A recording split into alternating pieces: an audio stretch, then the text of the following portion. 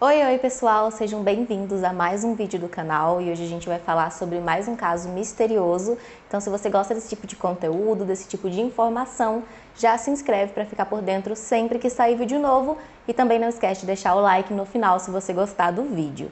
Então é isso, eu vou puxar a vinheta e vamos trazer o caso de hoje.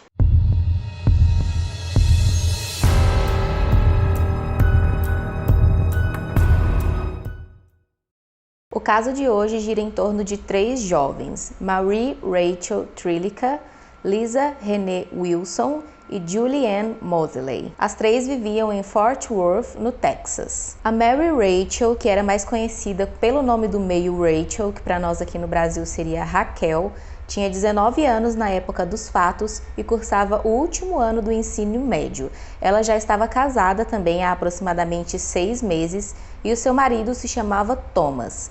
Ele era conhecido mais popularmente por Tommy e tinha 21 anos. O Tommy já havia sido casado antes e tinha um filho de 2 anos de idade, fruto desse primeiro casamento.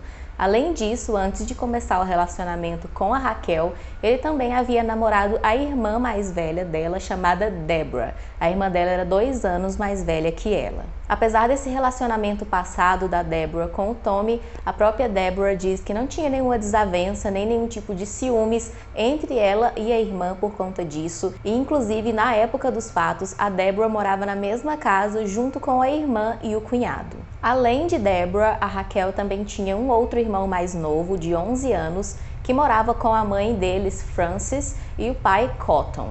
O pai era um homem bastante violento e na época ele estava sofrendo com um câncer bastante agressivo, que inclusive ele faleceu pouco tempo depois do caso. E um dos motivos de a Raquel ter se casado e saído de casa tão cedo era justamente o fato do pai ser muito violento. Esse também teria sido aí um ponto importante para ela convidar a irmã Deborah para ir morar junto com ela. Lisa Renee, que era conhecida também pelo nome do meio Renee, tinha 14 anos na época e também cursava o colégio.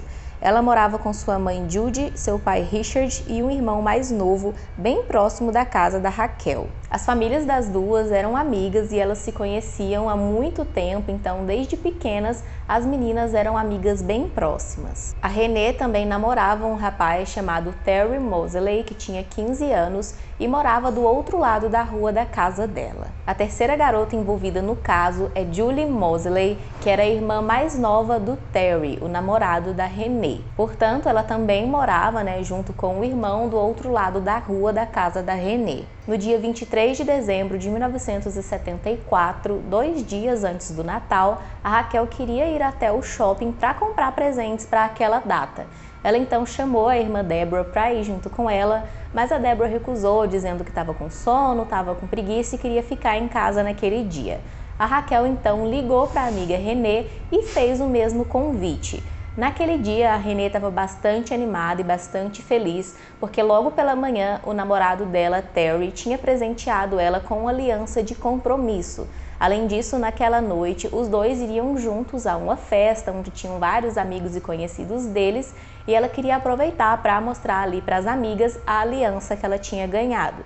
Ela então disse para Raquel que aceitava o convite desde que elas estivessem em casa de volta às 4 horas da tarde, para dar tempo de ela se arrumar com calma para essa festa. A Raquel então concordou e saiu de casa por volta das 10h30 da manhã para ir para a casa da Renee buscar ela. Ao chegar lá também estavam o Terry, namorado dela, e as duas irmãs mais novas dele, ou seja, cunhadas da Renee, uma de 11 anos e a Julie de 9. A irmã mais velha do Terry, de 11 anos, se chamava Janet, e então as duas meninas, a Raquel e a Renee, resolveram convidar ela para ir junto para o shopping. Porém, ela recusou, dizendo que já tinha agendado um compromisso com uma outra amiga. A irmãzinha mais nova, então, do Terry, a Julie, de 9 anos, ouviu o convite e se ofereceu para ir no lugar da irmã que tinha recusado. As meninas ficaram meio na dúvida, porque era ali um encontro mais para meninas adolescentes, uma tinha 14 e outra 17, mas disseram para ela que se a mãe dela permitisse, elas levariam ela sim junto. A Julie então ligou para a mãe, Rayane, que estava trabalhando no momento, e pediu, a permissão para ir com as meninas para o shopping. A mãe inicialmente negou, porque disse que a Julie não tinha nenhum dinheiro, ia dar trabalho para as meninas, mas ela insistiu muito, dizendo que se ficasse em casa não ia ter com quem brincar, não ia ter nada para se divertir, e a mãe acabou cedendo, mas com a condição de que ela estivesse de volta em casa também às 16 horas, o que não foi um problema, já que as meninas realmente preferiam voltar a esse horário por conta da festa que a Renée ia. As meninas ainda convidaram também o Terry, namorado da Renée, mas ele também disse que não ia porque tinha um compromisso com um amigo. As 3 meninas, então, por volta do meio-dia, entraram no carro da Raquel e foram em direção ao shopping. No meio do caminho, eles pararam ainda em uma loja onde elas compraram algumas roupas e depois terminaram de chegar ao shopping. Elas estacionaram o carro lá no estacionamento e entraram nas lojas. A partir desse momento, testemunhas disseram que viram as meninas ali nos corredores do shopping e nas lojas, olhando várias coisas e pareciam se divertir bastante. Às 4 horas da tarde, então, chegaram e as meninas não voltaram para casa. A família da Renée já começou a estranhar um pouco porque sabiam o quanto ela estava animada e ansiosa para aquela festa e ela já tinha dito que voltaria cedo por volta das 4 horas da tarde, mas eles resolveram aguardar um pouco mais. A mãe da Julie também já estava bastante nervosa por causa que a filha tinha ali descumprido o horário que ela tinha estipulado de voltar para casa, mas ela também aguardou um pouco mais. Quando foi por volta das 18 horas da tarde, eles então já estavam bastante preocupados porque naquela época, 1974, eles não tinham telefone celular, não tinha como ligar para as meninas para saber o motivo do atraso. Então, por volta desse horário, às 18 horas, eles resolveram ir até o shopping procurar por elas, com medo que tivesse tido algum problema com o carro da Raquel. Eles então saíram e foram ali observando pelo caminho se viam o carro encostado em algum lugar. Eles não viram até que eles chegaram no shopping. Ao chegar lá, eles procuraram e encontraram o carro estacionado na parte superior do shopping e dentro dele tinha ali embalagens de presentes que as meninas tinham comprado. Alguns deles então entraram no shopping, mais especificamente a mãe e o irmão mais novo da Raquel, em busca das meninas lá dentro, enquanto outras pessoas ficaram ali no carro mesmo para ver se as meninas iam aparecer em algum momento. A mãe da Raquel procurou por todo o shopping, perguntou aos seguranças, perguntou às pessoas que trabalhavam nas lojas, porém, como eu disse, algumas pessoas diziam que viram sim as meninas por ali, mas não sabiam dizer onde elas tinham ido e o que elas estavam fazendo naquele momento. Ela procurou por todo o shopping incansavelmente, procurou por várias pessoas. Então, quando já era mais tarde da noite, o shopping foi se esvaziando cada vez mais, até que o shopping fechou e eles não encontraram as meninas. Eles então ficaram ali a noite inteira próximo ao carro, observando se as meninas ou alguém iriam se aproximar. Porém, a noite passou e nada aconteceu, nenhum sinal nem das meninas, nem de ninguém. Então, quando foi na manhã do dia seguinte, já realmente bastante assustados, eles acionaram a polícia. Segundo as famílias, logo de início a polícia já tratou o caso como se as jovens tivessem fugido de casa e não deram tanto crédito assim. Isso se confirmou ainda mais no dia seguinte, porque o Tommy, o marido da Raquel, recebeu na sua caixa de correio uma carta que teoricamente confirmava a fuga. A carta estava assinada como sendo da Raquel e o conteúdo dizia o seguinte: "Eu sei que eu vou me ferrar por causa disso, mas nós apenas tínhamos que fugir. Estamos indo para Halston. Nos veremos em cerca de uma semana. O carro está no estacionamento superior da Sears. Com amor, Raquel." A família da Raquel e também o seu marido Tommy disseram desde o início que não acreditavam que aquela carta realmente era dela, isso porque tinham algumas divergências. Eles disseram que a letra não se parecia nada com a letra realmente da Raquel e, além disso, quando a pessoa assinou a carta, ela tinha escrito primeiro o nome da Raquel errado e depois ali passou por cima escrevendo da maneira certa.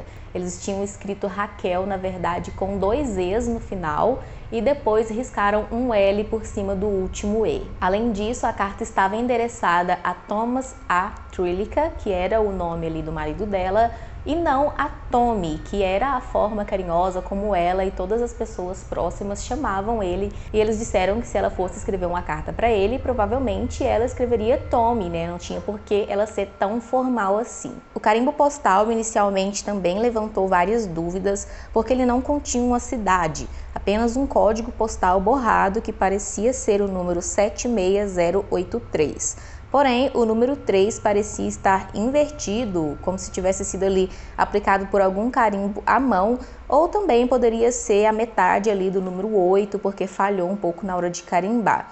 Dependendo da forma, o código poderia ser de Eliasville, que é a 170 quilômetros da cidade das meninas, ou de Waterford, a 47 quilômetros. Na época ainda não existia o teste de DNA, então nem o carro e nem a carta puderam ser analisados. A família estava muito insatisfeita com essa postura da polícia de achar que as meninas tinham fugido. Para eles isso não fazia nenhuma lógica, nenhuma delas tinha motivos para fugir. E se por acaso a Raquel e a Renee tinham o intuito de fugir naquele dia, por que de última hora elas resolveram levar a Julie, de apenas 9 anos, junto com elas? Além disso, elas não levaram nenhum pertence, nenhuma mala, nada, e deixaram até mesmo o carro para trás, né, lá no estacionamento do shopping. Eles procuraram entre todos os amigos e conhecidos das meninas para ver se elas tinham dito alguma coisa sobre uma fuga ou sobre qualquer coisa, mas realmente ninguém tinha indícios disso. E eles ligavam também em todas as lojas ali do shopping para conversar com as pessoas que estavam lá naquele dia, para ver se alguém tinha visto alguma coisa mais relevante. Algumas pessoas, como eu disse, realmente viram as meninas fazendo ali compras normalmente, e outras testemunhas disseram coisas mais importantes. Uma testemunha disse ter visto um homem forçando 3 jovens para dentro de uma caminhonete amarela. Porém, esse homem e quem seriam essas pessoas nunca foram identificadas para realmente checar essa história. Uma segunda testemunha também disse que viu um homem forçando uma mulher a entrar em uma van. Quando essa testemunha se aproximou para ver mais de perto o que estava acontecendo, aquele homem foi bastante hostil, disse que era uma briga de família e que era para ele cuidar da vida dele. A pessoa então foi e se afastou. Esse homem e essa mulher dessa van também não foram identificados para esclarecer o que tinha acontecido. Um ex-policial que era segurança de uma das lojas ali do shopping também deu um depoimento dizendo ter visto as 3 garotas em um carro junto com um outro segurança que também trabalhava ali. Ele disse que aparentemente as meninas não pareciam assustadas, como se elas não tivessem ali contra a vontade delas, então ele não fez grande coisa a respeito disso. Porém, depois os policiais identificaram, e contataram esse outro segurança que estaria junto com as meninas, e ele negou qualquer envolvimento no caso e disse que não conhecia e nem nunca tinha estado com as meninas. Eles também foram até a rodoviária por conta daquela carta, que a Raquel dizia que elas iam para outra cidade, e checaram com um funcionário ali que vendia essas passagens sobre isso. Ele disse que realmente tinham tido 3 garotas que tinham estado ali questionando sobre passagens para Houston e para outros destinos na manhã seguinte ao desaparecimento, porém a polícia declarou que não tinha certeza se podia confiar nas informações dessa pessoa. A irmã mais velha da Raquel, a Deborah, também acabou sendo investigada como possível suspeita, isso porque depois de muitos anos, o Rusty, que era o irmão mais novo das duas, já era adulto e ele declarou que desconfiava que era a irmã Deborah que tinha escrito aquela carta se passando pela Raquel. Essa desconfiança dele logo se estendeu para as famílias da Renee e também da Julie, e eles então solicitaram que a Deborah fizesse o teste do polígrafo, aquele famoso detector de mentiras. Ela então se submeteu ao teste do polígrafo, inclusive 2 vezes, e todas as 2 não deram nada demais, não deu que ela tinha nenhuma divergência, nenhuma mentira, e ficou por isso mesmo. A própria Deborah disse posteriormente que sabia que o irmão desconfiava dela, mas que acreditava que isso era devido a ele usar muitas substâncias ilícitas e que ele estava ali delirando, imaginando essas coisas, que ela não tinha nada a ver. O próprio Rusty também, o irmão que desconfiou dela, posteriormente disse que se arrependeu e pediu desculpas por essas alegações. O Tommy, marido da Raquel, também foi considerado um suspeito, isso porque algumas pessoas acharam que ele próprio poderia ter escrito aquela carta que teoricamente era da Raquel. Isso porque foi ele quem recebeu a carta, ele que encontrou a carta e mostrou para o restante da família. Então, algumas pessoas acreditam que ele próprio pode ter forjado essa carta se passando pela Raquel. Muitos anos também depois do desaparecimento, foi encontrado 3 carros afundados em um lago próximo ao shopping onde as meninas foram vistas pela última vez. Levantaram-se especulações também de que um desses carros poderia ser do Tommy e ele poderia ter usado esse carro de alguma forma, para dar um fim nas meninas. As pessoas dizem que na época do desaparecimento ele teria 2 carros, aquele com que a Raquel saiu de casa e um outro que teria desaparecido misteriosamente também na mesma época do desaparecimento das meninas, e o Tommy não teria registrado queixa por roubo nem por nada do tipo. Então as pessoas acharam bem estranho o carro dele sumir e ele não dar queixa nem reclamar de nada. Porém, o próprio Tommy disse que isso não tinha sentido, que não era nada disso, que eles nunca tiveram 2 carros. Na verdade, eles até tinham tido no passado, mas ele já tinha vendido esse carro há muito tempo e que ele e a Raquel tinham somente aquele carro que ela saiu de casa. Esses carros que foram encontrados também, 2 deles foram analisados, mas não encontraram nada realmente que ligasse as meninas a aqueles carros, e um deles eles não conseguiram nem retirar do fundo do lago para fazer nenhum tipo de análise, porque ele já estava muito deteriorado e se eles mexessem no carro ele provavelmente desmancharia, então esse carro não foi analisado. Como eu disse, no ano que o caso aconteceu ainda não existia o exame de DNA para testar o carro das meninas e a carta, porém no ano de 2001 o exame de DNA já existia, então eles conseguiram testar a carta. Lá eles encontraram material genético, mas não batia com o material de nenhuma das 3 meninas e nem de pessoas próximas a elas que poderiam estar envolvidas no caso. Eles também testaram o material genético para ver se era compatível com alguma pessoa no banco de dados da polícia, porém também não conseguiram encontrar nada. Naquele mesmo ano, o FBI também conseguiu fazer várias análises na carta e constataram que sim, ela foi escrita e postada na mesma cidade ali das meninas no mesmo dia do desaparecimento, dia 23. E isso antes era uma dúvida de algumas pessoas, por conta do código postal borrado e pela rapidez, de postar a carta no mesmo dia e ela já ser entregue. Mas eles disseram que sim, isso aconteceu, a carta foi escrita, postada e recebida pelo Tommy no mesmo dia 23. Como eu disse, a família acreditava que não tinha sido a Raquel que tinha escrito por conta da caligrafia, porém a polícia, depois de todas essas análises, disseram que achavam que tinha sido sim a Raquel que tinha escrito, porém ela tinha escrito de uma forma diferente, porque ela poderia estar sendo obrigada a escrever a carta. O carro das meninas, entretanto, a essa altura já não deu mais para testar se encontrariam algum material genético, algum DNA nele. As famílias das garotas também chegaram a contratar investigadores particulares e durante o período de investigação dessas pessoas foram encontradas algumas outras pistas, mas que no fim não levaram a nada, como por exemplo, em diferentes situações eles encontraram ossos que pertenciam a 4 pessoas diferentes, também em diferentes pontos ali da cidade, da região. Porém, esses ossos foram testados e não eram de nenhuma das 3 meninas. Eu encontrei também em um blog na internet uma outra teoria que traz um novo suspeito, que seria o serial killer Mike DeBardeleben. Em 1958, ele estava com 18 anos de idade e ele foi morar em Fort Worth, que era a cidade das meninas, após ele ser dispensado das forças aéreas. Ele morava não muito longe do shopping e ele pode ter sido responsável por alguns outros desaparecimentos na cidade. Ele era conhecido por sequestrar e maltratar por dias alguns de suas vítimas e acabou sendo pego, mas não pelos assassinatos, e sim por imprimir dinheiro falso. Quando o FBI abriu um depósito onde ficava a impressora que ele usava para imprimir esses dinheiros falsos, eles descobriram também vários vídeos e fotos do Mike praticando os seus crimes contra diversas mulheres. Ele inclusive gostava de cometer os seus crimes em shoppings bastante movimentados. Lá ele se passava por policial ou por jornalista para atrair e coagir as meninas a entrar no carro dele.